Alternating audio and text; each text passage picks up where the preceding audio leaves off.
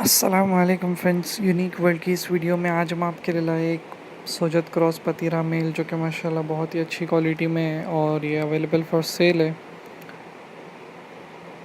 ये जो बच्चा आपकी नज़रों के सामने है माशाल्लाह फुल वाइट में है और क्रॉस पतीरा रिज़ल्ट है। ये सोजत क्रॉस पतीरा है। तो हमारे जो कोई भाई ख़रीदने में इंटरेस्ट है वो आरडी गोट फार्म को कांटेक्ट कर सकते हैं। बकरा जो है मुंबई भिवंडी में है। ट्रांसपोर्टेशन की सर्विस ऑल ओवर इंडिया इनके पास अवेलेबल है। क्वालिटी वर्क करते हैं ये पतीरा में और माशाल्लाह बहुत ही अच्छी क्वालिटी के इनके बकरे हमने हमारी चैनल पे अपलोड किए हैं। भरोसा वाला बंदा है, तो जो कोई इंटरेस्ट रखते हैं वो आरडी गोट फार्म कॉन्टैक्ट कर सकते हैं। 5 महीने की एज पर है और इसका जो बॉडी वेट है वो 25 kg तक के रहेगा। तो जो कोई इंटरेस्टेड है वो आरडी गोट फार्म को व्हाट्सएप या कॉल कर सकते हैं।